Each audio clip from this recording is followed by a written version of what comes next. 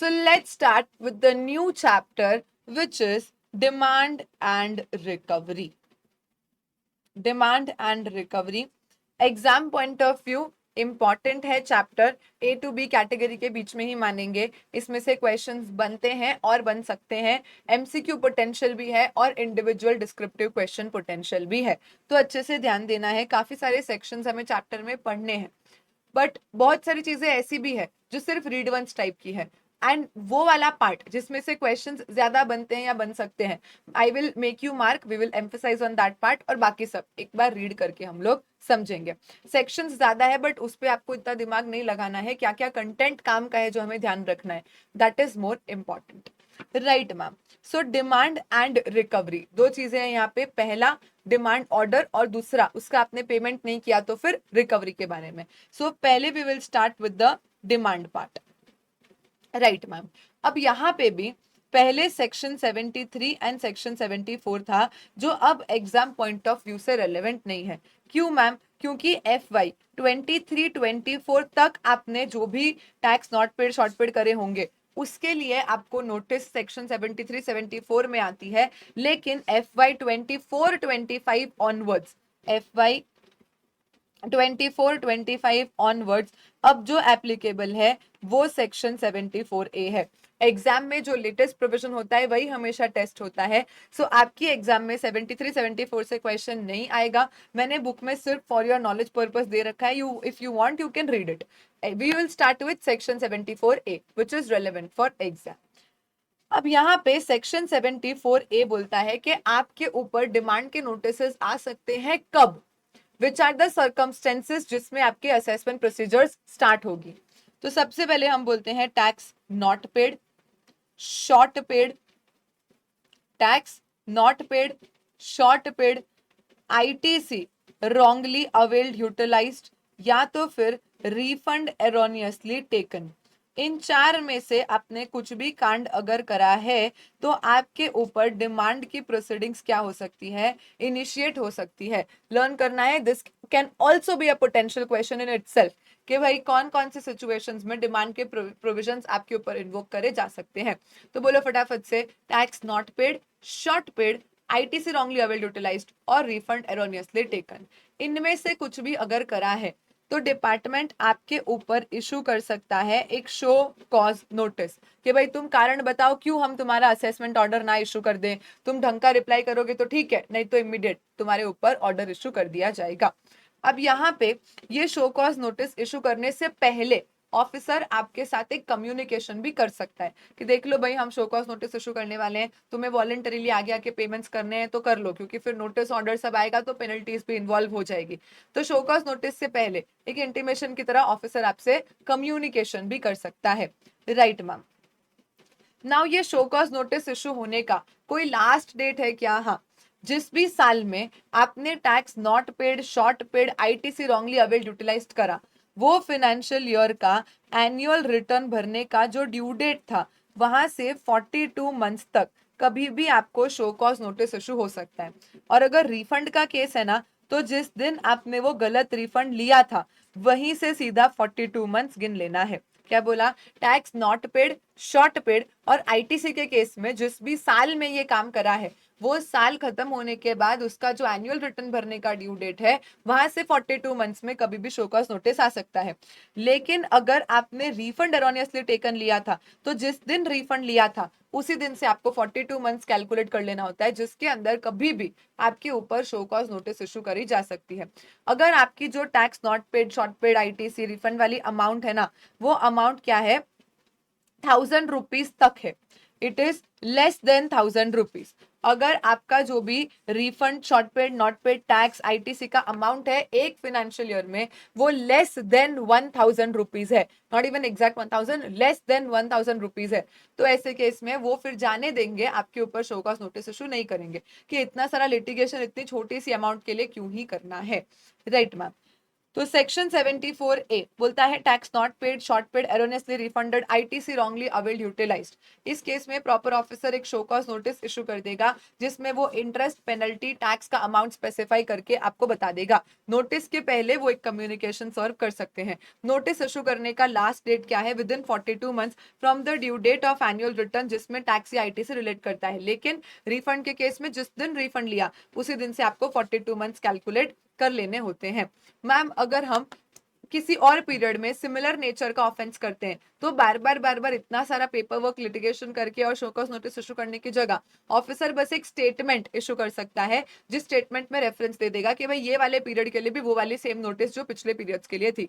तो बार बार show cause notice issue करने की जरूरत नहीं है। ये ऐसा स्टेटमेंट भी डीम्ड शो कॉज नोटिस ही मान लिया जाएगा। अब मैम जिस दिन शो कॉज नोटिस इशू हुआ है वहां से 12 मंथ्स के अंदर अंदर प्लस 6 मंथ्स के एक्सटेंशन में फिर फाइनल ऑर्डर भी इशू हो जाना चाहिए। क्या हमें ये टाइम लिमिट्स लर्न करनी है? 100% लर्न करनी है। मैं अभी शॉर्ट में आपको एक क्वेश्चन भी गो थ्रू करवाऊंगी, सो यू विल अंडरस्टैंड कि एग्जैक्टली किस टाइप का क्वेश्चन बन सकता है एग्जाम में। ये वाली 42 मंथ्स की टाइम लिमिट और 12 मंथ्स की टाइम लिमिट और ये सारी पेनल्टीज आपको लर्न करनी है। ये पूरा page learn by heart category का है, there is no way out of that. ठीक है मैम। अब जिस दिन शो कॉज नोटिस इशू हो गया वहां से 12 मंथ्स प्लस 6 मंथ्स के एक्सटेंशन में क्या हो सकता है? फाइनल ऑर्डर इशू हो जाता है। अब मैम ऑर्डर पहले क्या था कि सेक्शन 73 एरर वाला, मिस्टेक वाला सेक्शन था और सेक्शन 74 फ्रॉड वाला सेक्शन था। बट अब ऐसा डिस्टिंक्शन नहीं है। चाहे आपसे गलती से मिस्टेक हो गई है या आपने जानबूझ के wilful misstatement, fraud, suppression of fact करा है, दोनों ही सेक्शन 74A में ही फॉल होते हैं, पर दोनों की पेनल्टीज अलग अलग क्लॉज में दे रखी है। तो मान लो कि अगर आपसे गलती से मिस्टेक हो गई थी, ये जो भी टैक्स आईटीसी रिफंड का सिचुएशन है, आपने जानबूझ के फ्रॉड, विलफुल मिसस्टेटमेंट नहीं किया, मिस्टेकनली भी तो कभी टैक्स पे करना मिस हो सकता है, आईटीसी गलत ले ली, तो अगर ये एरर है, मिस्टेक है, तो पेनल्टी अलग। लेकिन अगर आपने जानबूझ के fraud, wilful misstatement, suppression of fact करा है तो पेनल्टी क्या होगी? अलग तरीके से लगेगी। तो देखो अगर मिस्टेक हुई थी तो जिस दिन ऑर्डर इशू करा है या let's say show cause notice के पहले, एज आई सेड कि शो कॉज नोटिस के पहले ऑफिसर आके आपको एक कम्युनिकेशन भी दे सकता है। तो मान लो वैसे ही शो कॉज नोटिस इशू होने के पहले ही आपने वॉलेंटरी ही आगे आके जो भी टैक्सेस इंटरेस्ट थे वो भर दिए तो आपके ऊपर कोई पेनल्टी नहीं लगेगी। अगर शो कॉज नोटिस इशू होने के 60 डेज के अंदर अंदर भी भर दोगे ना तो भी आपके ऊपर कोई पेनल्टी नहीं लगेगी। लेकिन शो कॉज नोटिस से 60 डेज अगर चले गए हैं तो फिर आपके ऊपर ऑर्डर इशू हो जाएगा एंड ऑर्डर इशू होते ही आपको क्या लग जाएगी? यहाँ पे पेनल्टी लग जाएगी और वो पेनल्टी है 10% ऑफ टैक्स अमाउंट या तो फिर 10,000 rupees, whichever is higher. क्योंकि ये पेनल्टी सीजीएसटी एक्ट की है तो same to same penalty SGST act में भी लगती है। मतलब अगर क्वेश्चन आईजीएसटी का है तो you will have to double the penalty. मुझे बताओ अगर आईजीएसटी एक्ट होगा तो पेनल्टी क्या बन जाएगी? हम पढ़ रहे हैं सेक्शन 74A सीजीएसटी एक्ट का, यही अगर आईजीएसटी एक्ट बन जाएगा तो पेनल्टी क्या हो जाएगी? मैम अगर ये आईजीएसटी एक्ट बन जाता है तो पेनल्टी हो जाएगी 10% ऑफ टैक्स या 20,000 whichever is higher. Ma'am हमने 10% को 20% क्यों नहीं बनाया? जब आईजीएसटी में पूरी पेनल्टी डबल होती है तो हमें 10% को भी 20% बनाना चाहिए था ना। हम ऐसा नहीं करेंगे। क्यों? कभी भी अगर टैक्स का परसेंटेज निकालते हो तो आईजीएसटी एक्ट में you never double the percentage, you only double the absolute figure. Reason ma'am, क्योंकि मान लो 100 रुपए का सेल है जिसके ऊपर 18% जीएसटी लगता है तो 9 सीजीएसटी होगा, 9 एसजीएसटी होगा, और अगर आईजीएसटी है तो वो 18 होगा।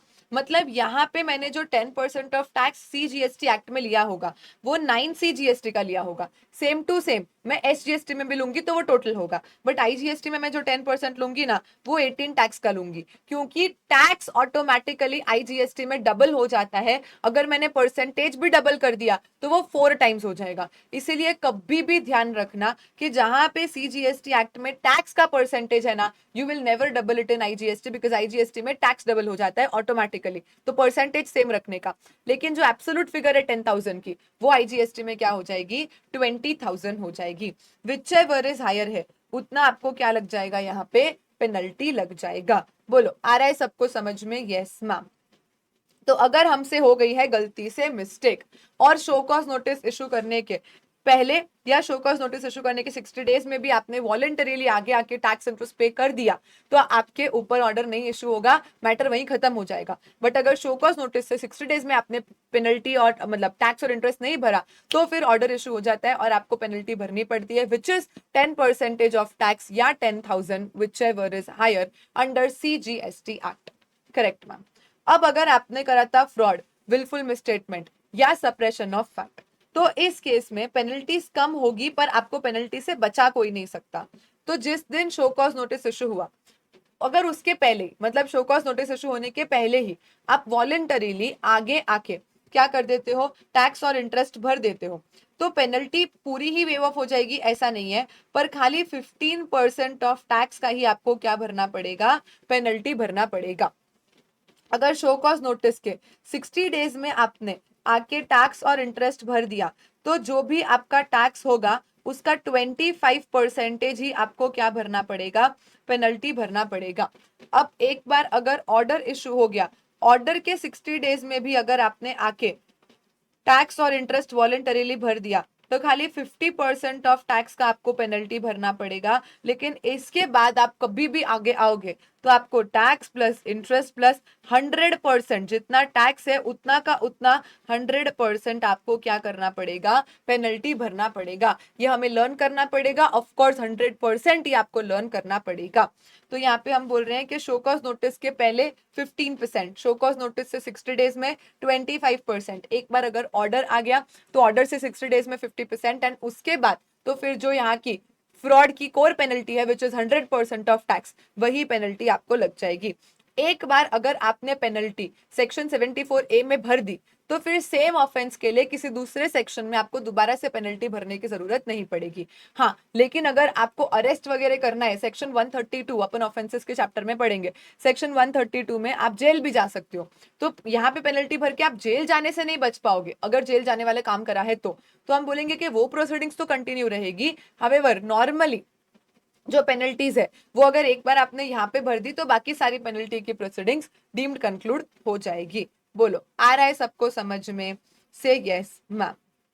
सो यहाँ पे हम बोल रहे हैं कि अगर आपका other than fraud wilful misstatement है, मतलब गलती से मिस्टेक हो गया, 10% of tax 10,000 whichever is higher. If you want आप लिख सकते हो कि IGST एक्ट में 10% या 20,000 विच एवर इज हायर हो जाएगा। लेकिन अगर शो कॉज नोटिस के पहले ही भर के ऑफिसर को इन्फॉर्म कर दें तो शो कॉज नोटिस इशू ही नहीं होगा। शो कॉज नोटिस के 60 डेज में कर दिया तो भी कोई पेनल्टी नहीं भरनी है, प्रोसीडिंग्स डीम कंक्लूड हो जाएगी। हाँ, लेकिन 132 की अरेस्ट की कोई प्रोसीडिंग्स है तो वो कंटिन्यू रहेगी।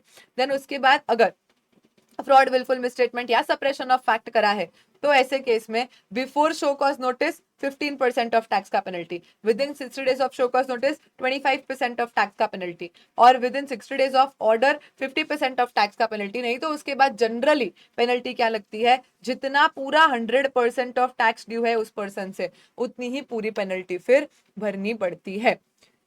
एक और चीज यहाँ पे जो आपको ध्यान रखनी है, सेक्शन 74A में मिस्टेक वाले केस में भले ही आप शो कॉज नोटिस के पहले या शो कॉज नोटिस के 60 डेज में वॉलंटरीली आगे आके पेमेंट कर दो, आपको पेनल्टी से कोई नहीं बचा पाएगा। दो सिचुएशन में, अगर आपने अपना खुद का ही सेल्फ असेस्ड टैक्स, आप समझो आपने खुद अपना GSTR 1 भरा है, आप खुद अपना टैक्स सेल्फ असेस कर रहे हो और फिर 3B भर के पेमेंट ही नहीं कर रहे हो, ऐसा कैसा?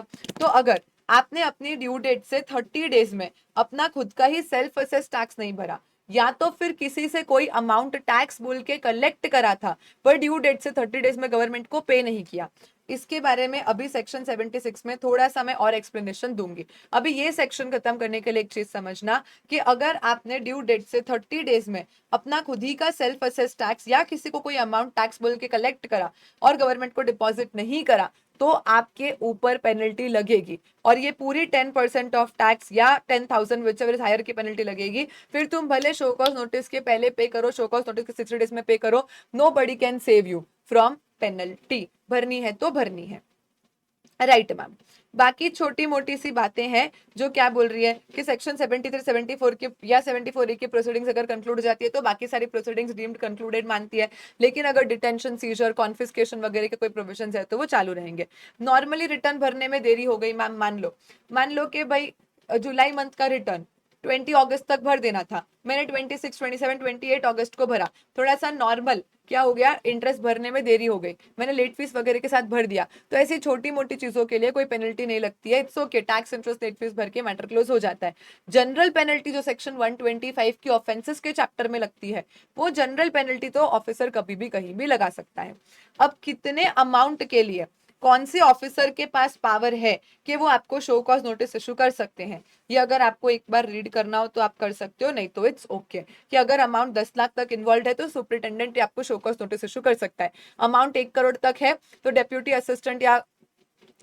या असिस्टेंट कमिश्नर आपको क्या कर सकते हैं, नोटिस इशू कर सकते हैं। बट 1 करोड़ से ज्यादा की अमाउंट है तो फिर एडिशनल या ज्वाइंट कमिश्नर ही आपको नोटिस इशू करेंगे। सो ये बस मॉनेटरी लिमिट कितने अमाउंट के लिए कौन से ऑफिसर के पास पावर है कि वो नोटिस इशू कर दे। If you want you can read, नहीं तो इट इज ओके।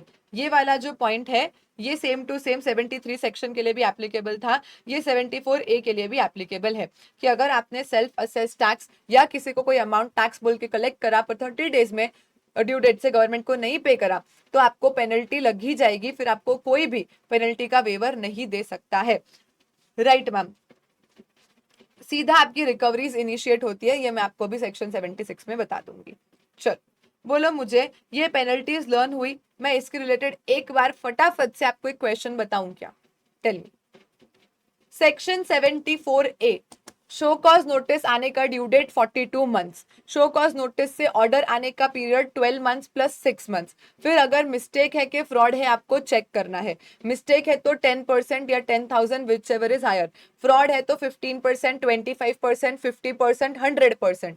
ये चीजें दिमाग में बैठ रही है तो I will show you a question जिससे आपको फुल क्लैरिटी आ जाएगी। चलो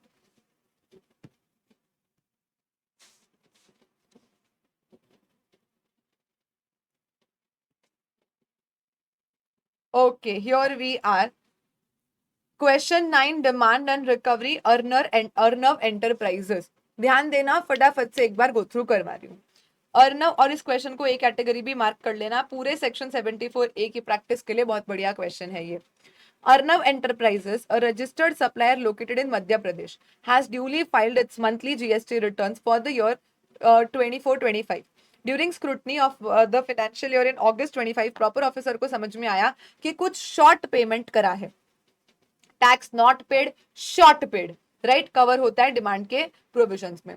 तो टोटल 4,60,000 का शॉर्ट पेमेंट करा है, CGST SGST दोनों मिला के, मतलब 2.3 लाख CGST और 2.3 लाख SGST का हमने यहाँ पे क्या कर दिया है, शॉर्ट पेमेंट कर दिया है on account of bona fide error.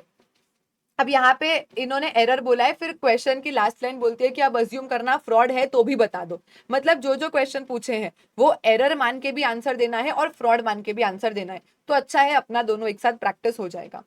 Before issuance of show cause notice by the proper officer, Arnav ने वॉलेंटरीली आगे आके 50,000 C और S में ईच पे कर दिए हैं 15 सितंबर को ही, और ऑफिसर को इन्फॉर्म कर दिया।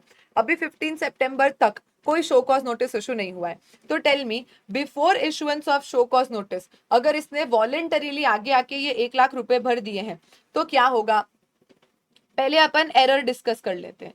मैम एरर के केस में अगर आप शो कॉज नोटिस से पहले ही वॉलेंटरीली आके टैक्स भर देते हो तो फिर इस 1 लाख के ऊपर अब आपको कोई पेनल्टी भरने की जरूरत नहीं है, करेक्ट, यस मैम। लेकिन अगर फ्रॉड का केस है उसमें आप शो कॉज नोटिस के पहले भी आगे आके वॉलेंटरीली 1 लाख भरोगे तो क्या हो जाएगा मैम, 15% का आपको यहाँ पे 15,000 की क्या करनी पड़ेगी, पेनल्टी भरनी पड़ेगी। तो हम बोलेंगे 1 लाख का टैक्स जो वॉलेंटरीली भर रहा है वो तो भरेगा ही, प्लस कोई इंटरेस्ट एप्लीकेबल होगा तो वो भर देगा, और प्लस उसको फ्रॉड वाले केस में 15,000 का पेनल्टी तो फिर भी भरना पड़ेगा, इवन इफ वो शो कॉज नोटिस के पहले आके भर रहा है फिर भी, करेक्ट है मैम। देन उसके बाद ये पूछ रहे ascertain the last date by which show cause notice issue करी जा सकती है। बताओ अगर financial year during the scrutiny of its return for the said financial year in August 2025 officer को ये मिला। मतलब FY 24-25 फाइनेंशियल ईयर में कुछ गड़बड़ करी थी, जिसके लिए अब तो अक्टूबर 2024 में टैक्स शॉर्ट पेड था, जो अब पता चल रहा है अगस्त 25 में। तो अक्टूबर 2024 का शॉर्ट पेमेंट था, मतलब FY 24-25। तो उसके लिए शो कॉज नोटिस इशू करने की लास्ट डेट क्या होगी, tell me.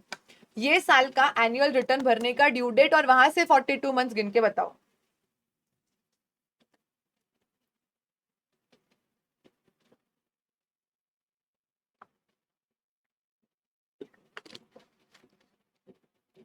Forty two months मतलब क्या हो जाता है, 3.5 years। Yes ma'am.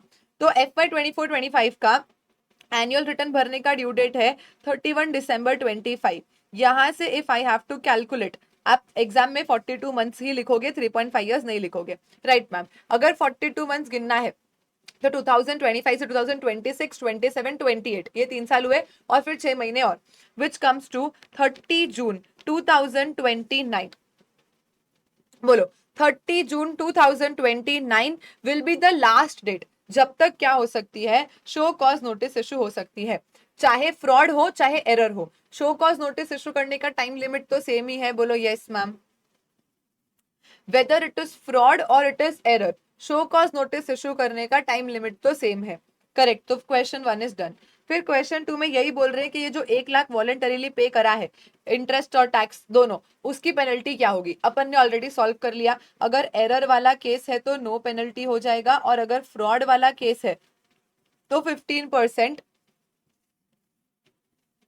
तो 1 लाख का 15% विच इज 15,000 हो जाएगा पेनल्टी। ये अपन कर चुके। देन उसके बाद बोल रहे हैं कि अज्यूम करो अब जाके 10 अक्टूबर को actually show cause notice issue हो गया है, तो अब यहां से लास्ट डेट बताओ ऑर्डर इशू होने का। क्या बोल रहे हैं, शो कॉज नोटिस कब तक इशू हो सकती थी, 2029 तक इशू हो सकती थी। यहाँ पे 10 अक्टूबर 2025 को actually show cause notice issue कर दी है। तो अब यहां से बताओ कि लास्ट कौन सी डेट होगी जब तक वो ऑर्डर इशू कर सकते हैं। और ये जो शो कॉज नोटिस इशू हुई होगी, ये किस अमाउंट की इशू हुई होगी, दोनों चीज बताना है। शो कॉज नोटिस मैक्सिमम किस अमाउंट की अब इशू हुई होगी, और अब इसके लिए ऑर्डर कौन सी डेट तक आ सकता है। तो पहले तो मैम देखो कि 4,60,000 का शॉर्ट पेमेंट था, जिसमें से 1 लाख हम वॉलेंटरीली आगे आके भर चुके हैं। तो अब जो रिमेनिंग अमाउंट होगी 3,60,000, उसके लिए ही क्या होगा, शो कॉज नोटिस इशू हो सकता है। और अब दूसरे क्वेश्चन का आंसर कि जिस दिन शो कॉज नोटिस इशू हुआ वहां से 12 महीने में कभी भी डिमांड का ऑर्डर आ सकता है। तो 10 अक्टूबर 25 से 12 महीने हो जाते हैं 10 अक्टूबर 26 तक, कभी भी क्या हो सकता है, मेरा फाइनल ऑर्डर इशू हो सकता है। ऑर्डर का लास्ट डेट बोलो, आ रहा है समझ में सबको। Yes ma'am. प्लस 6 मंथ्स का एक्सटेंशन, वो भी लिख के आने का, क्योंकि उन्होंने डेट पूछी है।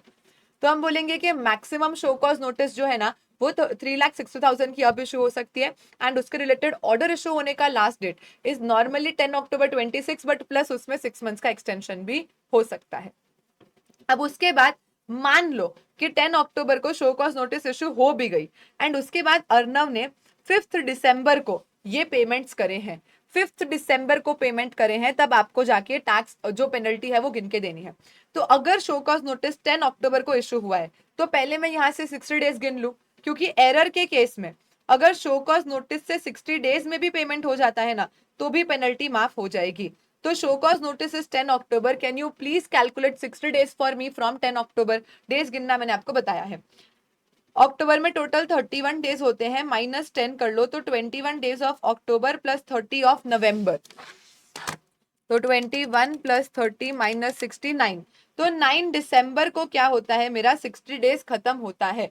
मैंने यहाँ पे 60 डेज के पहले ही 5 दिसंबर को आगे आके पेमेंट कर दिया है, मतलब एरर वाले केस में तो इसके लिए भी मुझे पेनल्टी नहीं लगेगी। एरर वाले केस में तो मुझे इसके लिए भी पेनल्टी नहीं लगेगी, पर फ्रॉड वाले केस में शो कॉज नोटिस से 60 डेज में पेमेंट करोगे तो 25% ऑफ 3,60,000 जो भी हो जाता है, आपको क्या लग जाएगी, पेनल्टी लग जाएगी, विच इज 90,000 रुपीज। बोलो, is it clear to everyone? Absolutely समझ आ रहा है किस तरीके से क्वेश्चन बन सकता है। इस क्वेश्चन में शो कॉज नोटिस का लास्ट डेट, ऑर्डर का लास्ट डेट, नोटिस से पहले पे कर देना, बाद में पे करना, फ्रॉड, एरर, सब कुछ कवर हो गया है। ये एक क्वेश्चन करते हो आपका सेक्शन 74A मस्त रिवाइज हो जाता है। बोलो डन मैम। ये एक और क्वेश्चन है, question number 8 which is Anant and company का। इस क्वेश्चन में भी क्या हुआ है कि हम लोगों ने टैक्स शॉर्ट पेड करा है, सेक्शन 74A का पूछ रहे हैं, और जिस दिन शो कॉज नोटिस इशू हुआ है ना, वहां से 60 डेज में पेमेंट भी हो गया है। पर एक चीज ध्यान रखना, पेनल्टी हम माफ नहीं करेंगे, क्योंकि क्वेश्चन की फर्स्ट लाइन ने क्या बोला है कि सेल्फ असेस टैक्स था। And I had told you कि सेल्फ असेस टैक्स अगर आपने ड्यू डेट से 30 डेज में नहीं पे करा, या किसी को कोई अमाउंट टैक्स बोल के कलेक्ट करके ड्यू डेट से 30 डेज में नहीं पे करा, तो अब आपको पेनल्टी से नहीं कोई बचा पाएगा। ये जो आपका अमाउंट है कितना 90,000, इसका 10% ऑफ टैक्स या 10,000 विच एवर इज हायर है, उतना आपको भरना ही पड़ेगा। तो क्वेश्चन 8 और क्वेश्चन 9 दो क्वेश्चन किया and you are done with 74A। Question 8 में वो पॉइंट है कि सेल्फ असेस टैक्स है ना, तो भी वो एरर वाली पेनल्टी लगानी होती है, भले 60 डेज के अंदर अंदर पे कर दो, नोबडी कैन सेव यू। और सेक्शन 9 जो कि जनरल क्वेश्चन है, general tax not paid short paid ITC wrongly availed utilised का, जिसमें किस तरीके से आपको पेनल्टी गिननी है वो बताया है। बताओ, क्वेश्चन के साथ एकदम मस्त क्लैरिटी सबको आ गई है। This is the core part of the chapter, जहां से क्वेश्चन बनने के मैक्सिमम चांसेस रहते हैं। अब जो है वो छोटे मोटी चीजें हैं। पॉइंट नंबर 4 में पेनल्टी फॉर फ्रॉड कैसे आया, चंदन क्यों समझ नहीं आया? शो कॉज नोटिस 10 अक्टूबर को इशू हुआ है और हमने पेमेंट करा है 5 दिसंबर को, तो शो कॉज नोटिस से 60 डेज में अगर पेमेंट करते हो तो 25% लगता है ना। शो कॉज नोटिस के पहले 12%, शो कॉज नोटिस के 60 डेज में 25%, ऑर्डर के 60 डेज में 50% और उसके बाद 100%, 15, 25, 50 और 100। अभी तो बताया था। ये रहा, शो कॉज नोटिस से 60 डेज में 25% ऑफ टैक्स का पेनल्टी लगेगा, लेकिन वही मिस्टेक के केस में शो कॉज नोटिस के 60 डेज में पेनल्टी नहीं लगेगा। बोलो डन है। अपन ने गिना ना, शो कॉज नोटिस से 60 डेज अगर अपन करते हैं तो 9 दिसंबर आता है, अपन ने उसके पहले ही पेमेंट कर दिया है 5 दिसंबर को। जल्दी से हाँ बोलो so that I can proceed further. तो अपन ने फ्रॉड और नॉट फ्रॉड दोनों ही केसेस को यहाँ पे कवर कर लिया है। बाद में आप आराम से आंसर को रीड कर सकते हो, मैंने सॉल्व आपको पूरा करवा दिया। चलो क्विकली से yes so that I can proceed further everyone.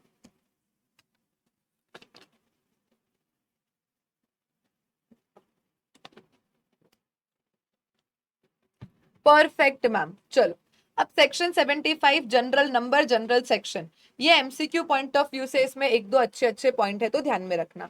सबसे पहले तो हम बोल रहे हैं कि ये जो भी 42 मंथ्स 12 मंथ्स का टाइम लिमिट वगैरह हम लोग कंसिडर करते हैं, अगर बीच में कभी कोर्ट का स्टे आ जाए, ट्रिब्यूनल का स्टे ऑर्डर आ जाए, ऐसा कुछ भी, तो जितने पीरियड के लिए स्टे ऑर्डर आया था उतना पीरियड एक्स्ट्रा मिलता है। जैसे कोविड वगैरह के टाइम पे स्टे ऑर्डर था, मॉरिटोरियम वगैरह था काफी जगहों पे, तो जो टाइम लिमिट्स होती है वो सब क्या करते हैं, वो लोग एक्सटेंड कर देते हैं उतने टाइम के लिए, विच मेक्स सेंस। देन उसके बाद ये वाला पॉइंट अच्छा है जिसका clarification end of the chapter दे रखा है।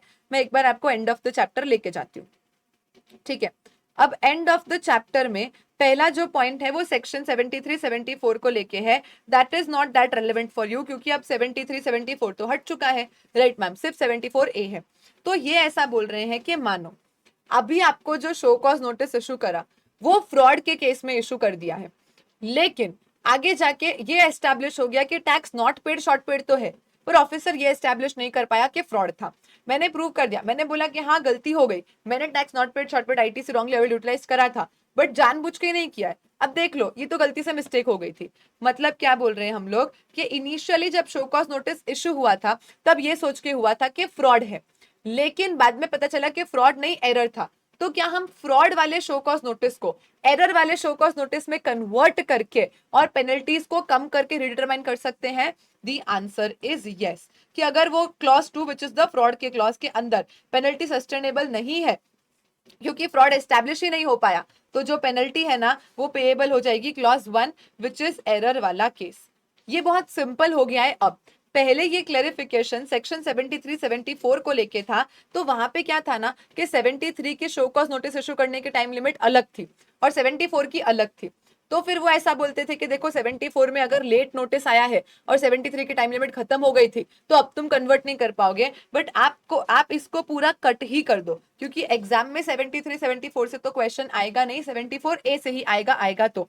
और 74A में हम बोलते हैं कि चाहे फ्रॉड हो चाहे एरर हो, शो कॉज नोटिस इशू करने का टाइम लिमिट तो सेम ही है, तो उस टाइम लिमिट के अंदर अंदर कभी भी अगर फ्रॉड की नोटिस थी तो उसे कन्वर्ट करके एरर की नोटिस बना सकते हैं, कोई प्रॉब्लम नहीं है। अमाउंट्स को रिडिटरमाइन वगैरह करने के लिए कोर्ट का जिस दिन ऑर्डर आता है कि नहीं फ्रॉड नहीं है एरर है रिडिटरमाइन करो, वहां से 2 साल के अंदर अंदर ऑफिसर फिर रिडिटरमाइन करके हमें दोबारा से बता देता है।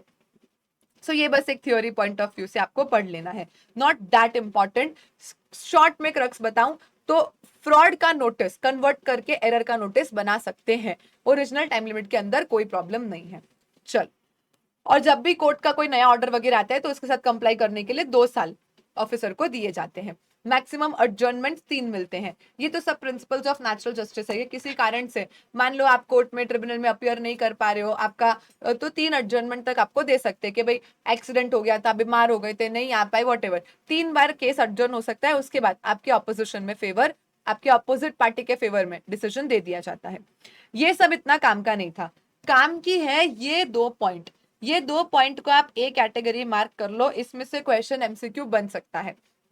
ये ऐसा बोल रहा है कि आपका जो शो कॉज नोटिस का अमाउंट होगा ना, आपके ऑर्डर का अमाउंट या तो उतना सेम हो सकता है या तो शो कॉज नोटिस का अमाउंट ऑर्डर से ज्यादा हो सकता है, बट कभी भी ऐसा नहीं हो सकता है कि जितना शो कॉज नोटिस का अमाउंट था उससे ज्यादा का आपने ऑर्डर इशू कर दिया। ये तो प्रिंसिपल ऑफ नेचुरल जस्टिस नहीं हुआ ना। नोटिस इशू करके तुमने पूछा कि भाई बताओ क्यों इतना टैक्स तुम पे ना लगाएं, और उसके बाद ऑर्डर में तुमने और ज्यादा अमाउंट मांग लिया। सो ऐसा नहीं चलता है। या तो ऑर्डर का अमाउंट सेम नोटिस जितना हो सकता है, या मेरे रिप्लाई से ऑफिसर थोड़ा सेटिस्फाई हो उसने अमाउंट कम कर दिया, वो चलेगा। लेकिन किसी भी क्वेश्चन में अगर ऐसा बोल दे कि नोटिस तो कम अमाउंट की थी पर ऑर्डर ज्यादा अमाउंट का आ गया, तो वो ऑर्डर सस्टेनेबल ही नहीं है, वो ऑर्डर टेनेबल इन लॉ नहीं है, वो ऑर्डर गलत है, हम उसको अप्लाई नहीं करें तो चलता है।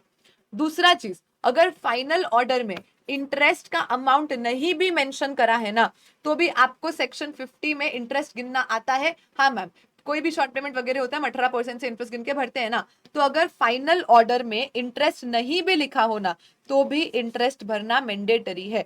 ये दोनों पॉइंट इंपॉर्टेंट है। मैं इमीडिएटली आपको इसका एक क्वेश्चन भी बता देती हूँ, सो you will exactly get a clarity about what I am saying. ये आपको ध्यान में ही रखना है कि अगर इंटरेस्ट का अमाउंट नहीं लिखा है फाइनल ऑर्डर में तो भी भरना है, लेकिन कभी नोटिस में कोई अमाउंट लिखा है तो उससे ज्यादा शो कॉज, तो उससे ज्यादा ऑर्डर का अमाउंट नहीं हो सकता है। Come to question number 13। Yes, question number 13 पे आओ। हमें एक शो कॉज नोटिस इशू करा गया है 5 लाख रुपए का विजय कुमार शर्मा को, जिसमें 4,50,000 का शॉर्ट पेमेंट और इंटरेस्ट का अमाउंट मेंशन कर दिया। देखो जनरली ये लोग नोटिस में ना इंटरेस्ट का अमाउंट मेंशन ही नहीं करते, परसेंटेज लिख देते, क्योंकि जितना जितना पेमेंट लेट होता जाएगा ना उतना उतना इंटरेस्ट बढ़ता जाएगा। लेकिन अब यहाँ पे क्या कर दिया है, हो सकता है कि कोई पर्टिकुलर डेट तक इंटरेस्ट लगना होगा, तो यहाँ पे इन लोगों ने शो कॉज नोटिस में टोटल 5 लाख की नोटिस इशू कर दी, जिसमें 4.5 लाख का टैक्स और 50,000 का इंटरेस्ट मेंशन कर दिया है क्लियरली। ठीक है मैम। अब शर्मा ने ऑब्जेक्शन रेज करे, सब कुछ हुआ, एंड उसके बाद फाइनल ऑर्डर इशू किया ऑफिसर ने 3,50,000 जीएसटी का, और ऑर्डर में इंटरेस्ट के बारे में ऑफिसर ने कुछ नहीं लिखा। तो शर्मा ने खाली 3,50,000 का टैक्स पे कर दिया, ऑफिसर को इन्फॉर्म कर दिया, बात खत्म हो गई। फिर थोड़े दिन बाद ऑफिसर आके बोलता है कि अरे तुमने इंटरेस्ट क्यों पे नहीं किया, तुमने इंटरेस्ट क्यों पे नहीं किया, चलो अब 60,000 का इंटरेस्ट दो। तो विजय कुमार बोल रहा है कि देखो मैं कोई इंटरेस्ट देने नहीं वाला, तुमने ऑर्डर में इंटरेस्ट मेंशन किया था क्या, मैं इंटरेस्ट नहीं दूंगा। और डिपार्टमेंट बोल रहा है कि नहीं इंटरेस्ट तो देना पड़ेगा, वो भी 60,000। तो बताओ डिपार्टमेंट सही है कि विजय शर्मा सही है? हम बोलेंगे कि दोनों ही गलत है। पहला तो विजय ये बोलने के लिए गलत है कि ऑर्डर में इंटरेस्ट नहीं लिखा है इसलिए मैं इंटरेस्ट नहीं दूंगा। अभी अभी हमने पढ़ा कि ऑर्डर में भले इंटरेस्ट ना लिखा हो, इंटरेस्ट अगर है तो आपको देना पड़ेगा। एंड डिपार्टमेंट गलत है 60,000 मांगने के लिए। अब क्यों? क्योंकि वो लोग कभी भी ऑर्डर में शो कॉज नोटिस से ज्यादा की अमाउंट नहीं मांग सकते हैं। तो यहाँ पे हम बोलेंगे कि भले फाइनल ऑर्डर में इंटरेस्ट नहीं लिखा है, विजय गलत है, उसको इंटरेस्ट भरना है। इवन डिपार्टमेंट भी गलत है कि वो 60,000 मांग रहा है, क्योंकि उन्होंने शो कॉज नोटिस में अमाउंट मेंशन कर दी थी। अब उससे ज्यादा आप नहीं मांग सकते, तो इंटरेस्ट भरा जाएगा, पर वो अमाउंट इंटरेस्ट कितना रहेगा, 50,000 का रहेगा। तो विजय का कंटेंशन भी नॉट लायबल है और डिपार्टमेंट का कंटेंशन भी यहाँ पे नॉट लायबल, नॉट टेनेबल ही है। आ रहा है समझ में? बोलो यस मैम। एवरीवन, सिंपल है, एमसीक्यू बन सकता है, इवन ऐसा एक थ्योरी क्वेश्चन भी बन सकता है। दो चीजें क्या ध्यान में रखनी है, ऑर्डर में इंटरेस्ट ना लिखा हो फिर भी देना है, और लेकिन कभी भी ऑर्डर का अमाउंट शो कॉज नोटिस के अमाउंट से बड़ी नहीं हो सकती है। बस इतना ही काम का है, बाकी सब रीड वंस कैटेगरी का ही है इस सेक्शन में। तो अब यहाँ पे हम बोल रहे हैं कि देखो डिपार्टमेंट को ये जो टाइम लिमिट दिया है ना, उस टाइम लिमिट के अंदर show cause notice order issue करना पड़ेगा। मान लो आपको कोई क्वेश्चन आ जाए एग्जाम में जिसमें वो ड्यू डेट से 42 मंथ्स के बाद नोटिस आया है या नोटिस के 12 मंथ्स के बाद ऑर्डर आया है, ऐसी डेट्स उन्होंने दी है, तो बिंदास आंसर में लिख के आने का कि ये हिट बाय टाइम लिमिटेशन है, टाइम बार्ड नोटिस या टाइम बार्ड ऑर्डर है ये, हमें इसका पेमेंट करने की कोई जरूरत नहीं है, हमारे ऊपर नोटिस या ऑर्डर इशू करने का टाइम लिमिट खत्म हो चुका है तो हम नहीं करेंगे पेमेंट, ऐसा आप बिंदास लिख के आ सकते हो। डिपार्टमेंट को जरूरी है इतने ही टाइम में नोटिस ऑर्डर इशू करना, नहीं तो प्रोसीडिंग्स डीम्ड कंक्लूड हो जाती है। बराबर मैम। अगर कभी मान लो कि आपने कोई अपील वगैरह फाइल कर दिया तो वो अपील में जितना टाइम वेस्ट होता है उतना एक्स्ट्रा मिल जाता है, ये सब बेसिक चीजें हैं। स्टे का पीरियड एक्स्ट्रा मिलता है, अपील का पीरियड एक्स्ट्रा मिलता है, वो सब आप लोगों को वैसे भी पता है। और ये मैं आपको पहले भी बता चुकी हूँ कि अगर आपने इस सेक्शन में पेनल्टी भर दी है तो आपको दूसरे किसी सेक्शन में पेनल्टीज भरने की जरूरत नहीं पड़ती है। राइट। अच्छा, मैंने आप लोगों को रिटर्न्स चैप्टर में रूल 88C बताया था। Do you remember rule 88C? Anyone?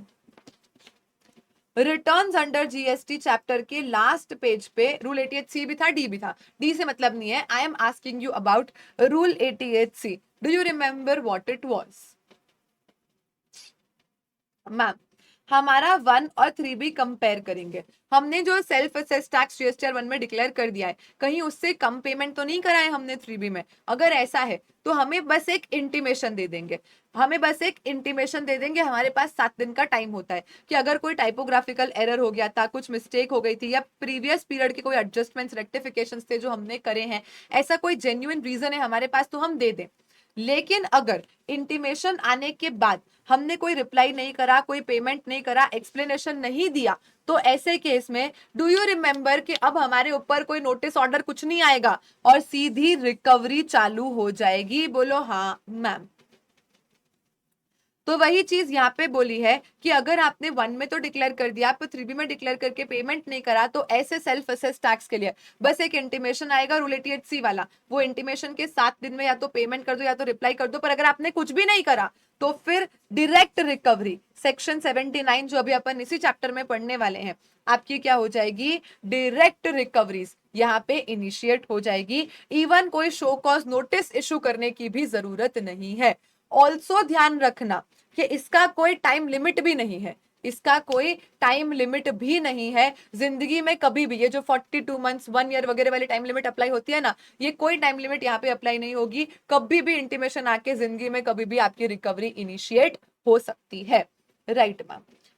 Then उसके बाद हम बात करते हैं सेक्शन 76 की, जो अभी मैंने आपको ऊपर बोला था ना, सेक्शन 76। हाँ, see here when we were reading, तो आई टोल्ड यू यहाँ पे अगर सेल्फ असेस टैक्स पे नहीं कराए तो शो कॉज नोटिस की भी जरूरत नहीं है, सीधे रिकवरी प्रोसीडिंग्स इनिशिएट हो सकती है। और ये कोई अमाउंट जो टैक्स बोल के कलेक्ट करा पर पे नहीं करा, उसके बारे में अभी अपन सेक्शन 76 में देखेंगे। तो सेक्शन 76 बोलता है कि अगर लेट अस से मैम कि मेरा एक ग्रोसरी स्टोर है, मैं टैक्सेबल एग्जेम्प्ट सारे टाइप के सप्लाईज करती हूँ। अब गलती से कंफ्यूज हो गई, मिस्टेक हो गई, मैंने सप्लाई एग्जेम्प्टेड वाली करी थी, पर वो आदत है बिल में 18% लगाने की, तो मैंने एग्जाम प्रोडक्ट के ऊपर भी मान लो गलती से कस्टमर को 18% जीएसटी बोल के कलेक्ट कर लिया। अब customer day to day life में इतना नहीं जानता है मैम, उसको क्या पता कितना जीएसटी है, मैंने मांगा, कस्टमर ने भर भी दिया। अब उसके बाद लेट्स से ये पीरियड खत्म हुआ, अब मैं मेरा 1-3B भरने के बारे में सोच रही हूँ, रिटर्न भरने के लिए चेक कर रही हूँ सब कुछ, एंड तब मुझे रियलाइज होता है कि ओ शिट, ये तो टैक्स कलेक्ट करना ही नहीं था, पर मैंने कस्टमर को टैक्स बोल के कलेक्ट कर लिया। तो मैंने सोचा कोई नहीं, बढ़िया है ना, गवर्नमेंट को तो वैसे भी नहीं देना है, चलो मैं इसको अपनी जेब में डाल लेती हूँ। आप ऐसा कर सकते हो क्या? नहीं। गवर्नमेंट बोलता है कि अगर टैक्स कलेक्टेबल नहीं था पर फिर भी आपने कलेक्ट कर लिया, कस्टमर ने आपको क्या सोच के दिया है कि गवर्नमेंट को पे कर रहा है, तो आप अपनी जेब में कैसे रख सकते हो? तो ये वाले अमाउंट्स भी जो आपने किसी को टैक्स रिप्रेजेंट करके कलेक्ट कर लिए हैं, आपको फिर वो रिटर्न भरने की ड्यू डेट से 30 डेज में गवर्नमेंट को पे करने ही होते हैं। अगर आपने नहीं पे करा तो लाइफ में कभी भी शो कॉज नोटिस इशू हो सकती है। इसके ऊपर तो 42 मंथ्स का टाइम लिमिट भी अप्लाई नहीं होता है। लाइफ में, what I am saying, life में कभी भी, just like self assess tax, amount collected as tax but not deposited, life में कभी भी वो आपसे ये अमाउंट वापस मांग सकते हैं। और जिस दिन ये शो कॉज नोटिस इशू हुआ, वहां से 1 ईयर के अंदर अंदर फिर फाइनल ऑर्डर भी इशू हो जाता है और ये सारे अमाउंट्स आपको गवर्नमेंट को पे करने पड़ते हैं। तो यहाँ पे शो कॉज नोटिस इशू करने का कोई टाइम लिमिट नहीं है, पर शो कॉज नोटिस जिस दिन इशू हो गया वहां से 1 ईयर में ऑर्डर इशू हो जाएगा और ये अमाउंट्स पेएबल हो जाएंगे। वेरेज सेल्फ असेस टैक्स के केस में शो कॉज नोटिस की जरूरत ही नहीं है, सीधी रिकवरी क्या हो जाती है, इनिशिएट हो जाती है। ये वाले अमाउंट्स आपसे कलेक्ट करने के बाद अगर वो पर्सन मिल जाए गवर्नमेंट को जिस बेचारे ने एक्चुअली बर्डन बेयर करा था, तो वो उसको रिटर्न कर देंगे। अगर नहीं मिलता है तो ये सारा पैसा कहाँ चला जाता है, कंज्यूमर वेलफेयर फंड में गवर्नमेंट के चला जाता है। बोलो यस एवरीवन, समझ आ रहा है, मजा आ रहा है, याद हो रहा है demand and recovery chapter.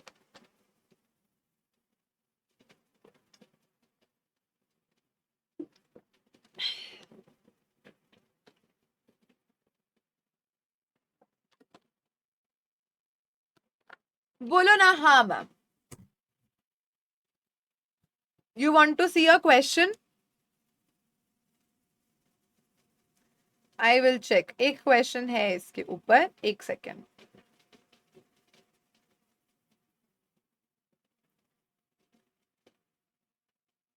Okay, question 7, Subharti enterprises ने जीएसटी कलेक्ट करा है ऑन बिलीफ के वो टैक्सेबल है, फिर बाद में उनको पता चला कि नहीं नहीं वो तो टैक्सेबल नहीं है, वो तो एग्जेम्प्ट है।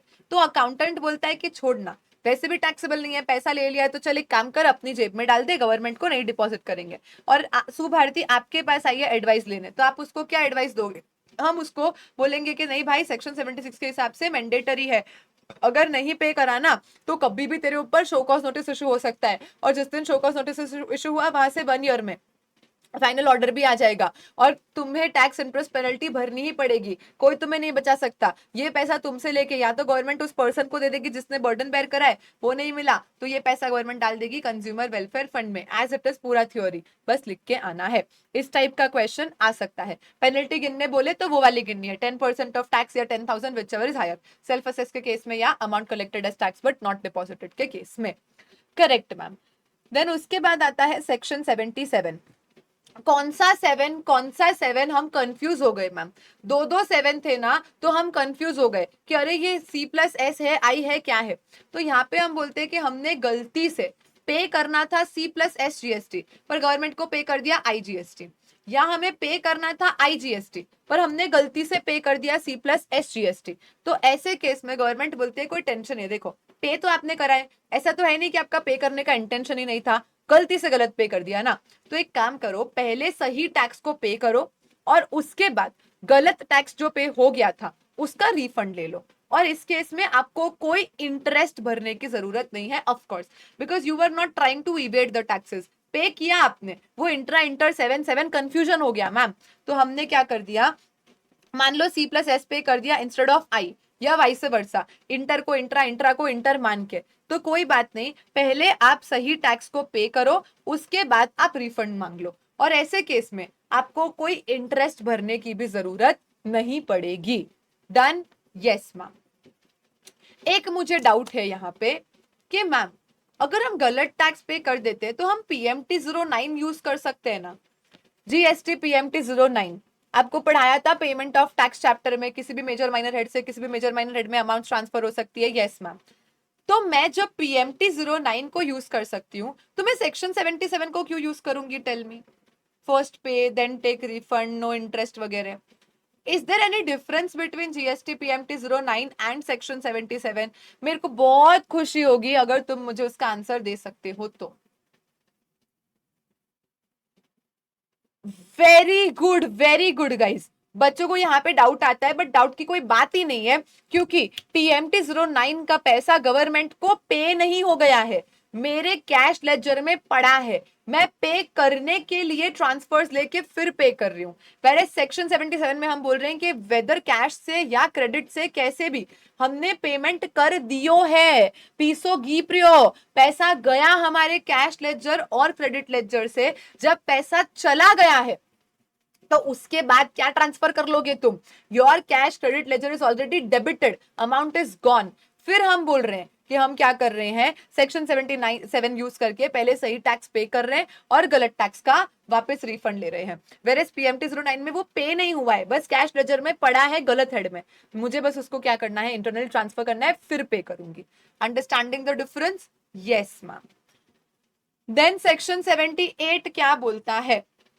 सेक्शन 78 बोलता है कि भाई 7 + 1 8 करो, पकड़ो इस पर्सन को, करो इससे रिकवरी। तो हम बोल रहे हैं कि जिस भी दिन आपको ये सेक्शन 73, 74, 74A का डिमांड ऑर्डर इशू होता है, वहां से 3 मंथ्स के अंदर अंदर आपको चुपचाप गवर्नमेंट को पेमेंट कर देना है। कभी कभी ऑफिसर को लगता है कि तुम भाग जाओगे, तुम बेकार आदमी हो, तो तुमको रिटर्न में रीजन रिकॉर्ड करके 3 मंथ्स से कम का टाइम भी दे सकते हैं। जनरली कुछ ना बोले तो 3 मंथ्स का टाइम होता है। तो जिस दिन ऑर्डर इशू हुआ है वहां से 3 मंथ्स के अंदर अंदर आपको क्या करना है, गवर्नमेंट को पेमेंट कर देना है। कर देते हो तो वेरी गुड, नहीं तो फिर सेक्शन 78 बोलता है कि ऑर्डर से 3 मंथ्स खत्म होते ही इसको पकड़ो और इसको क्या करो, रिकवरी करो। 7 + 1 7, इससे रिकवरी करो, एक लो इससे पकड़ो, 7 से आगे रिकवरी करनी है हमें, सेक्शन 78। तो हम क्या बोलेंगे, if the amount is payable in demand order, लेकिन आपने उसको ऑर्डर से 3 मंथ्स में भी पे नहीं करा है, तो आपकी रिकवरी प्रोसीडिंग्स स्टार्ट हो जाएगी, आपकी रिकवरी प्रोसीडिंग्स स्टार्ट हो जाएगी। अगर कहीं लगता है रेवेन्यू के इंटरेस्ट में कि तुम भगोड़िए हो, तुम भाग जाओगे, तो इवन 3 मंथ्स से कम का भी टाइम तुम्हें अलाउ कर सकते हैं, बट वहां पे क्यों ऐसा किया, रीजन राइटिंग में रिकॉर्ड करना पड़ेगा। सेक्शन 78 बस इतना बोलता है कि रिकवरी चालू कर लो।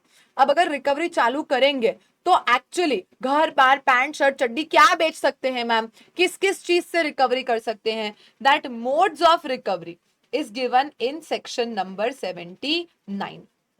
तो 78 ने तो क्या बोला कि रिकवरी कर लो, और 79 एग्जैक्टली बता रहा है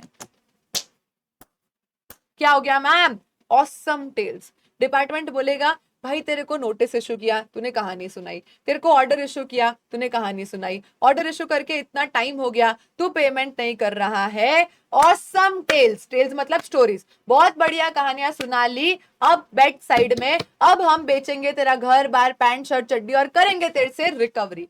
सो what are the modes of recovery? Awesome tales. अब कहानियां नहीं चलेगी। तो ओ फॉर, अगर डिपार्टमेंट ही आपको कोई रिफंड कोई मनी ओ करता है तो सबसे पहले तो उसी में से काट लेंगे। फिर आपके जो गुड्स उनके अंडर कंट्रोल, मान लो इंस्पेक्शन वगैरह सर्च सीजर करा था, उनके कंट्रोल में आपके कोई गुड्स है तो वो बेच देंगे। आपकी मूवेबल इमूवेबल प्रॉपर्टी बेच सकते हैं, बट एक बार ध्यान रखना कि इमूवेबल प्रॉपर्टीज, लोगों के घर ऑफिसेस वगैरह बहुत प्यारे होते हैं लोगों को, है ना।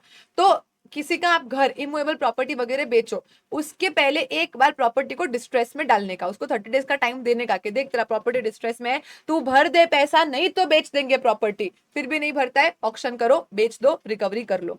देन जैसे कि कोर्ट के मजिस्ट्रेट फाइन लगाते हैं, तब कैसे रिकवर होता है, मजिस्ट्रेट की तरह रिकवरी हो जाएगी। या तो गार्निशी प्रोसीडिंग, गार्निशी मतलब मैम धनिया, गार्निशिंग, गार्निश प्रोसीडिंग मतलब third party person, third party payment.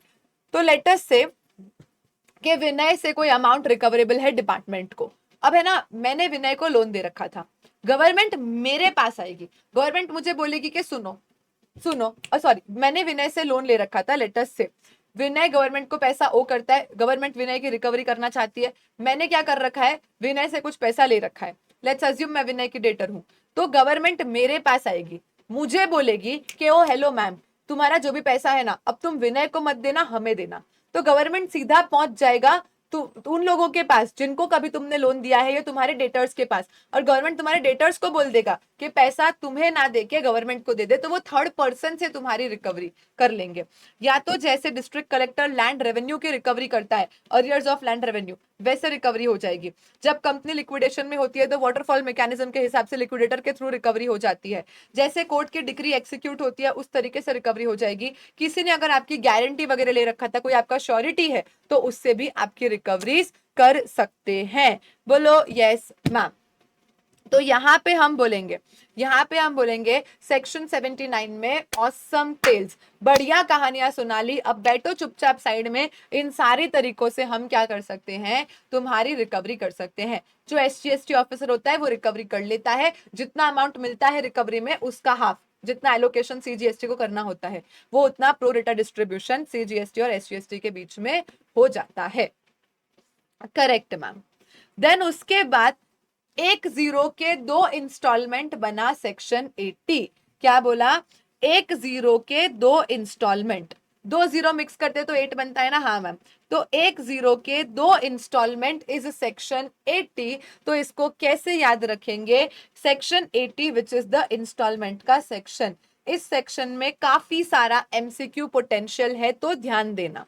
तो एक जीरो के दो इंस्टॉलमेंट सेक्शन 80 बोलता है कि इस तरीके से डिमांड ऑर्डर वगैरह आ गया, मेरी पैसे भरने की नीयत है, ऐसा नहीं है कि मैं पैसे खा जाना चाहती हूँ, रिकवरी कर देंगे मेरी, बट अभी इतना पैसा मेरे पास नहीं है genuinely, I can go and request to officer, मुझे थोड़ा सा टाइम दे दो, मेरे को इंस्टॉलमेंट में भर दूं, मैं धीरे धीरे भर दूं पैसा, मैं एक साथ कहां से लाऊं 10 करोड़ रुपए, 10 करोड़ का मेरे ऊपर नोटिस ऑर्डर इशू कर दिया है, 10 करोड़ कहां से लाऊं, थोड़ा टाइम दो, धीरे धीरे करके भरता हूं। तो ऐसे केस में कमिश्नर आपको इवन एक्सटेंडेड टाइम या ईएमआई फैसिलिटी अलाउ कर सकता है। मैक्स कितनी ईएमआई अलाउ हो सकती है? 24। लेकिन बका ये कुछ भी आपको फ्री में नहीं है, ये ईएमआई आएगी eight a cost of 18% per annum का इंटरेस्ट। तो जितना एक्सटेंडेड टाइम आपको अलाउ करा जाएगा उतने एक्सटेंडेड टाइम के लिए आपको 18% पर एनम का इंटरेस्ट भी लगेगा। ऑल्सो ध्यान रखना कि 25,000 से कम की अमाउंट है, ऐसे तो क्या गरीब हो रहे, किसी से मांग के दे दो यार, 25,000 के लिए तुमको 24 इंस्टॉलमेंट देंगे क्या हर महीने? 1,000 भरोगे तुम? तो यहाँ पे हम बोल रहे हैं कि अगर आपका अमाउंट 25,000 से कम है तो आपको ये फैसिलिटी नहीं मिलेगी, या तो फिर तुम पहले से कांड करके बैठे हो।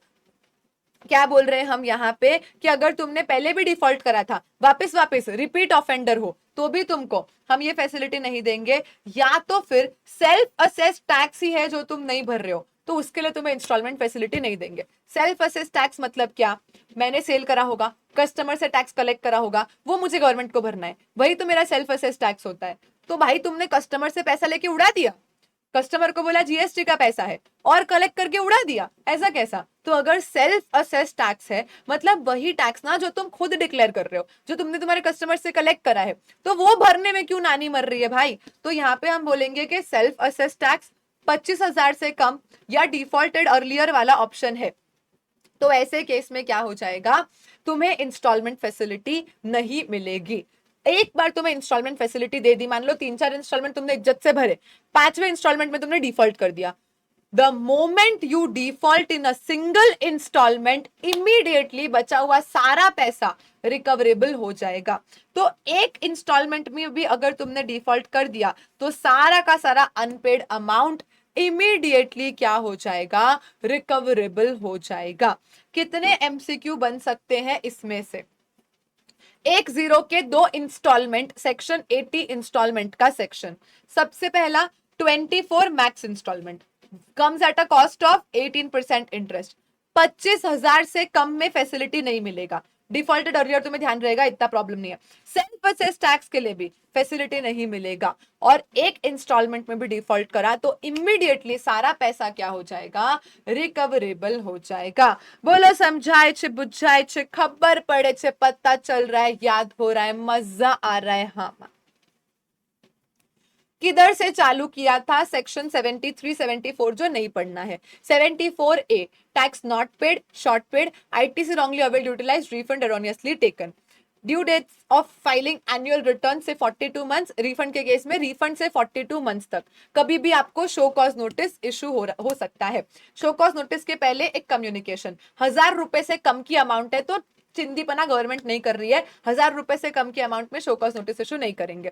जिस दिन शो कॉज नोटिस इशू करा वहां से 12 मंथ्स प्लस 6 मंथ्स के एक्सटेंशन में ऑर्डर इशू कर देंगे। अगर एरर का केस है तो 10% of tax 10,000 whichever is higher का पेनल्टी, और वो भी शो कॉज नोटिस के 60 डेज बाद ही लगती है, उसके पहले तो नो पेनल्टी। लेकिन सेल्फ असेस टैक्स है या किसी को टैक्स बोल के अमाउंट कलेक्ट करा पर गवर्नमेंट को नहीं दे रहे तो ये पेनल्टी लगेगी, कोई तुम्हें पेनल्टी से नहीं बचा सकता है। अगर फ्रॉड वाला केस है 15%, 25%, 50%, 100%। शो कॉज नोटिस के पहले, उसके 60 दिन में, ऑर्डर के 60 दिन में और उसके बाद ये पेनल्टीज आपको भरनी रहती है। 75 general number, general section, 3 adjournment मिल सकते हैं, 2 साल का टाइम कोर्ट के ऑर्डर के साथ कंप्लाई करने के लिए वगैरह। फ्रॉड का नोटिस एरर के नोटिस में कन्वर्ट करा जा सकता है। ऑर्डर का अमाउंट कभी भी नोटिस के अमाउंट से ज्यादा नहीं हो सकता है।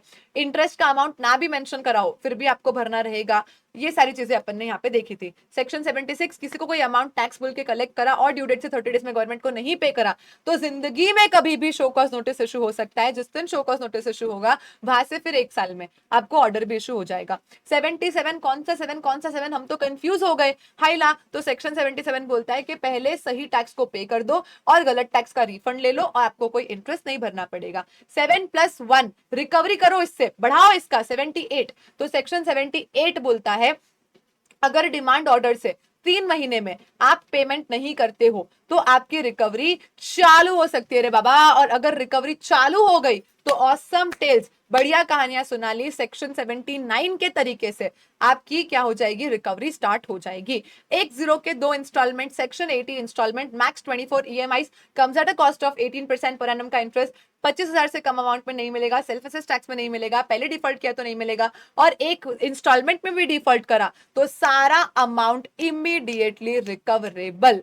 मेरे को बोलो 1 घंटे की पढ़ाई 3 मिनट में रिवाइज कर लिया हमने with time limits and time limits as well as the percentages everything. खाली ये 2-3 मिनट भी सुन लिया तो ले अभी तक का पूरा चैप्टर 1 घंटे का रिवाइज एक साथ। द पावर ऑफ कंसोलिडेशन से यस मान। चलो देन उसके बाद ये जो लास्ट के 2-3 पेजेस है एक बार हम रीड करेंगे। ऐसा नहीं है कि इंपॉर्टेंट नहीं है बट इतना ज्यादा नहीं है। सेक्शन 81 बात करता है ट्रांसफर ऑफ प्रॉपर्टी वॉइड। ये ऐसा बोलता है कि मेरे को मालूम है मेरे ऊपर प्रोसीडिंग चल रही है, डिपार्टमेंट ने नोटिस इशू करा, ऑर्डर इशू होने वाला है, मेरे को पता है मेरे को पैसा भरना नहीं है, अगर मेरे नाम पे प्रॉपर्टीज रहेगी तो गवर्नमेंट आके सेक्शन 79 में रिकवरीज कर लेगी। तो मैंने क्या दिमाग लगाया, मेरी प्रोसीडिंग खत्म हो, गवर्नमेंट आके रिकवरी चालू करे, उसके पहले ही प्रॉपर्टी बेच दी, प्रॉपर्टी पे चार्ज क्रिएट कर लिया, प्रॉपर्टी से पार्ट हो गई, इनएडिक्वेट कंसिडरेशन। मैंने क्या करा, मेरे हस्बैंड, मेरे भाई, मेरे मम्मी, मेरे पापा किसी के भी नाम पे प्रॉपर्टी ट्रांसफर कर ली, छोटा मोटा 2-3 लाख रुपए के लिए। तो गवर्नमेंट इस ट्रांसफर को वॉइड ही मान लेगी। गवर्नमेंट बोलेगी है अब जब डब्बा अब क्या प्रॉपर्टी ट्रांसफर हुई, नहीं हम तो नहीं दिख रही ट्रांसफर हुई, ये क्या गलत इंटेंशन से, तुम्हें पता था हम रिकवरी करेंगे इसलिए तुमने चुपचाप अपने रिलेटिव के नाम पे इतने से कंसिडरेशन के लिए प्रॉपर्टी को ट्रांसफर कर दिया, नहीं चलेगा। तो अगर आपका इंटेंशन गवर्नमेंट को डिफ्रॉड करने का था और आपने प्रॉपर्टी को ट्रांसफर कर दिया रिकवरी से बचने के लिए तो गवर्नमेंट आपके ट्रांसफर को वॉइड मान के उस प्रॉपर्टी से रिकवरी फिर भी कर सकती है। लेकिन ध्यान रखना मैम, बोनाफाइड इंटेंशन, मैंने सोचा कि मेरी प्रॉपर्टी 10 करोड़ की है, गवर्नमेंट मुझसे मांगती है खाली 1 करोड़, तो एक काम करती हूँ, गवर्नमेंट से आपने पहले या तो परमिशन ले लिया, आपने खुद ही ऑफिसर से परमिशन ले लिया कि ऑफिसर मेरे को ये 10 करोड़ की प्रॉपर्टी बेचने दो, जो पैसा आएगा मैं उसमें से 1 करोड़ भर दूंगा। ऑफिसर ने हाँ बोला और आपने बेचा। या तो फिर बेचारे जिसने खरीदा था उसने पूरे 10 करोड़ के लिए खरीदा, खरीदने वाले को नहीं पता था कि मेरे ऊपर कोई नोटिस ऑर्डर्स कुछ भी चल रहे हैं, प्रॉपर एडिक्वेट कंसिडरेशन दे के खरीदने वाले ने खरीदा है तो उसकी क्या गलती, वो तो पूरा पैसा दिया है ना मुझे, उससे कैसे जाके गवर्नमेंट अब प्रॉपर्टी की रिकवरी कर सकती है। तो खरीदने वाले ने बोनाफाइड इंटेंशन से खरीदा, उस बेचारे को तो पता भी नहीं था कि ऐसी कोई नोटिस पेंडिंग प्रोसीडिंग्स चल रही है, तो फिर उससे रिकवरीज नहीं करेंगे। या तो आपने ऑफिसर की प्रायर परमिशन लेके ही ट्रांसफर करा है तो भी रिकवरी नहीं करेंगे। लेकिन लेकिन लेकिन लेकिन जैसे कि इस वाले क्वेश्चन में, किस वाले क्वेश्चन में, क्वेश्चन नंबर 14 में मिस्टर अरिहंत है जो टैक्सेबल गुड्स सप्लाई करते हैं, उड़ीसा में है, उनके ऊपर एक डिमांड का नोटिस आया था 5 अप्रैल को 50 लाख का लेके। इन्होंने फटाफट क्या किया, 10 अप्रैल को इस नोटिस के बारे में पता होते हुए पूरी प्रॉपर्टी अपनी वाइफ सोमा के नाम पे ट्रांसफर कर दी खाली 2 लाख में, है ना। इस प्रॉपर्टी की स्टैंप ड्यूटी वैल्यू 80 लाख थी, 80 लाख की प्रॉपर्टी खाली 2 लाख में वाइफ के नाम पे ट्रांसफर कर दी, वो भी शो कॉज नोटिस आने के बाद। कैन यू क्लियरली से कि गवर्नमेंट को डिफ्रॉड करने के इंटेंशन से इनएडिक्वेट कंसिडरेशन के लिए प्रॉपर्टी को ट्रांसफर कर दिया और उसके बाद नोटिस का रिप्लाई करते हुए बोल रहा है कि मैं तो गरीब हूं, नोटिस का रिप्लाई करके क्या बोल रहा है, मैं तो गरीब हूं, कर लो मेरी रिकवरी, कोई मेरे पास प्रॉपर्टी नहीं है, कहां से दूं मैं तुमको पैसा, ऐसा रिप्लाई गवर्नमेंट को कर रहा है। तो मुझे बताओ कि ये जो ट्रांसफर अरिहंत ने सोमा को करा है, ये वैलिड रहेगा कि वॉइड हो जाएगा? Government can still continue to do recovery from this 80 lakh of property even though it is in the name of Soma. Yes, correct, done. So this transfer is going to be considered as void. Then section 82 बोलता है कि कभी भी अगर कोई company liquidation में जाती है तो जीएसटी ड्यूज के फर्स्ट चार्ज रहेंगे, subject to insolvency bankruptcy code. Insolvency bankruptcy code में आता है ना वो कि पहले वो गवर्नमेंट के ड्यूज पे होते हैं, फिर वो बेचारे क्रेडिटर्स वगैरह के पैसे पे होते हैं, तो वही चीज, कोई एग्जाम पॉइंट ऑफ व्यू काम का नहीं। देन सेक्शन 83 बात करता है प्रोविजनल असेसमेंट की। देखो, प्रोविजनल मतलब अभी तक फाइनल नहीं हुआ है, अभी तक फाइनल नहीं हुआ है, टेम्पररी। तो 8 तो क्या है बेचारा, अभी तुम मुझे मारोगे कि मैम हमें सेक्शन नंबर याद करवाने के लिए ऐसी ट्रिक कौन बनाता है, बट मेरे दिमाग में आ गई थी तो मैंने बना दी, है ना। This is 8 and this is 3। Can you से कि जब हम 8 को आधा काट देते हैं तो 3 बनता है? अगर मैंने 8 को आधा काट दिया तो 3 बन गया। हाँ मैम, मतलब 8 कंप्लीट नहीं हुआ, रास्ते में है, प्रोविजनल, और उधर 3 आ गया। 8 का काट के अगर प्रोविजनल नंबर बनाएंगे तो 3 बनेगा ना। हाँ मैम, इसलिए प्रोविजनल अटैचमेंट का जो सेक्शन नंबर है ना वो 83 है।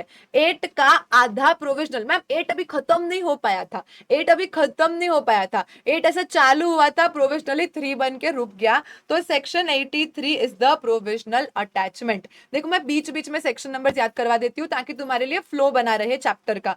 जैसे 7 कौन सा 7 याद रह गया, देन उसके बाद हम बोलेंगे कि 83 तुम लोग को याद रह जाएगा, तो वो चैप्टर रिकॉल करने में आसानी रहती है।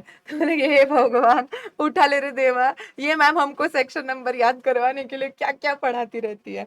देखो कंसेप्ट तो हम पढ़ ही रहे हैं, ये थोड़ा सा एक्स्ट्रा है ताकि तुम्हारा कॉन्फिडेंस बना रहे कि हाँ यार हमें फ्लो दिमाग में है। करेक्ट। अजीब अजीब से इमोजी भेज रहे हो, मेरे को शर्म आ जाती है यार। चलो, तो सेक्शन 83 बात करता है प्रोविजनल अटैचमेंट की। अभी इसका क्या मतलब है, फाइनल अटैचमेंट नहीं हुआ, 8 नहीं, आधा 3 प्रोविजनल। तो ये ऐसा बोलता है कि कभी भी अगर assessment, inspection, search, seizure, demand, recovery, किसी का भी हम बोलेंगे कि प्रोसीडिंग चालू है ना, और गवर्नमेंट को लगता है कि जब तक प्रोसीडिंग खत्म होगी शायद तुमसे अमाउंट्स रिकवरेबल बनेंगे, पर तब तुम्हारे पास पैसा, प्रॉपर्टी होगा कि नहीं होगा पता नहीं, तो गवर्नमेंट तुमको क्या बोलेगी पता है कि है ना, तुम्हारी जो प्रॉपर्टीज है उन्हें हम प्रोविजनली अटैच करते। तुम्हारे पास गाड़ी है, तुम उसे बेचना मत, क्या पता आगे जाके रिकवरी हुई तो हम गाड़ी से कर लेंगे। तुम्हारे पास बैंक अकाउंट है, तुम उसको फ्रीज कर दो, पैसा यूज मत करना, क्या पता आगे जाके हमें रिकवरी करनी पड़े। तुम्हारे पास घर है, तुम उसको बेचना मत, क्या पता उसको बेच के हमें आगे जाके रिकवरी करनी पड़े। तो मतलब उन्होंने रिकवरी कर नहीं ली, वो ऐसा बोल रहे हैं कि क्या पता आगे जाके रिकवरी करनी पड़े, तो आज ही तुम्हारी उन प्रॉपर्टीज को फ्रीज कर देंगे, प्रोविजनली अटैच कर देंगे। ये प्रोविजनल अटैचमेंट मैक्सिमम 1 ईयर के लिए ही करा जा सकता है, बिकॉज समझना 1 ईयर के अंदर अंदर या तो तुम फाइनल ऑर्डर देके इसको बोल दो कि ला पैसा भर, नहीं तो रिकवरी कर लो, या तो इस बेचारे की गलती नहीं है तो इसको फ्री करो, खत्म करो। 1 ईयर में तुम डिसीजन तो लाओ, तुम कितने टाइम तक बंदे को उसकी प्रॉपर्टीज को रोकने के लिए बोल सकते हो। So provisional attachment can be done maximum for 1 year. Person objection भी फाइल कर सकता है कि भाई मेरे बैंक में पैसा है, तुम मुझे यूज नहीं करने दे रहे तो मैं क्या करूं, तो ऑब्जेक्शन फाइल कर सकता है वो, कमिश्नर को ठीक लगे तो वो अटैचमेंट को हटा भी सकते हैं। अब ये रूल इतने कोई काम के नहीं है, you can self read them. ये रूल बस यही बोल रहे हैं कि अटैचमेंट कैसे होता है। तो समझना, लेटस से वो मेरी कार को अटैच कर रहे हैं, वो मेरी कार को अटैच कर रहे हैं ना, तो वो मुझे तो बोलेंगे ही, वो आरटीओ को भी जाके बोल देंगे। आरटीओ को बोल देंगे कि ये नंबर की गाड़ी ना प्रोविजनली अटैच्ड है, जब तक हम ना बताएं, या 1 साल मैक्सिमम के अंदर अंदर अगर ये गाड़ी किसी के नाम पे ट्रांसफर भी होने आए ना तो तुम करना मत। मान लो उन्होंने मेरा घर प्रोविजनली अटैच करा है तो वो मुझे तो बोलेंगे ही, वो है ना इसको रजिस्ट्रार को, मतलब जहां पे हम लोग घर की रजिस्ट्रीज वगैरह करवाते हैं उनको भी जाके बोल देंगे कि अगर ये वाला घर अगर नाम ट्रांसफर होने आए तो करना मत। मेरा बैंक अकाउंट मान लो प्रोविजनली अटैच कर रहे हैं, मुझे तो बताएंगे, मेरी बैंक को भी बता देंगे कि ये वाला अकाउंट में से पैसा यूज मत करने देना, ऐसा तो हमें तो बताएंगे ही। प्लस जो कंसर्न्ड अथॉरिटी है ना, उस अथॉरिटी को भी बोल देंगे कि इसके ऊपर एनकम्बरेंस प्लेस्ड है, इन प्रॉपर्टीज को इसको यूज मत करने देना। और ये लोग आपको नहीं करने देंगे जब तक गवर्नमेंट इन्हें वापस इन्फॉर्म ना कर दे कि अटैचमेंट हट गया है, या तो maximum 1 year, whichever is earlier है। Correct ma'am. प्रॉपर्टी अगर पेरिशेबल हैजार्डस नेचर की है तो आप उस प्रॉपर्टी का जो मार्केट प्राइस है या तो जिस अमाउंट के लिए मैटर चल रहा है, दोनों में से जो भी लोअर है उतना पैसा पे करके भी प्रोविजनली प्रॉपर्टी को छुड़वा सकते हो। Make sense. अगर मान लो आपके शेयर्स वगैरह अटैच करें तो कैसे करेंगे? तो शेयर जैसे आपको जो डिविडेंड मिलने वाला है वो रोक देंगे, खुद रख लेंगे एक बार। अगर डेट है, मतलब आपने बॉन्ड्स डिबेंचर्स वगैरह खरीद रखे हैं, तो उससे जो इंटरेस्ट मिलने वाला है वो रोक देंगे। या तो फिर prohibit creditor from recovering the debt until further order by proper officer. Debtor may pay the amount to proper officer. यानी क्रेडिटर को बोलेंगे कि रुक जा, ये पर्सन अभी तेरे को पे नहीं करेगा, और डेटर को बोलेंगे कि भाई तू इसको पे मत कर, हमको पे कर। तो डेट्स से भी वो रिकवरीज कर सकते हैं इस तरीके से। अगर पार्टनरशिप फॉर्म में आप पार्टनर हो तो वहां से आपको क्या इंटरेस्ट, रेवेन्यू, रेम्यूनरेशन मिलने वाला है उसको रोक के रख सकते हैं। इस तरीके से वो प्रोविजनली आप कहां कहां से पैसा लाते हो या कहां कहां आपके पास पैसा है उसको प्रोविजनली अटैच कर सकते हैं, ताकि फाइनल ऑर्डर आ जाए, आपसे पैसा रिकवर हो जाए तो छोड़ देंगे, नहीं तो आगे जाके ये चीजें इनको रिकवरी में काम आ सकती है, इसीलिए। Right ma'am. And last is, ये क्लैरिफिकेशन तो मैं आपको बता ही चुकी हूं, इस चैप्टर का last section which is section number 84, continuation and validation of recovery proceedings. तो ये बोल रहे कि मान लो ऑर्डर इशू हो गया और सामने वाले ने अपील कर दी, ऑर्डर इशू हो गया, असेसी ने अपील कर दी, तो फिर मुझे बताओ कि आप रिकवरी करोगे क्या? आज ऑर्डर इशू हुआ, 3 महीने के अंदर अंदर मान लो एसएससी ने जाके हायर अथॉरिटी ट्रिब्यूनल कोर्ट के पास अपील कर दी, तो अब ऑफिसर रिकवरी करेगा कि अपील का डिसीजन आने का वेट करेगा?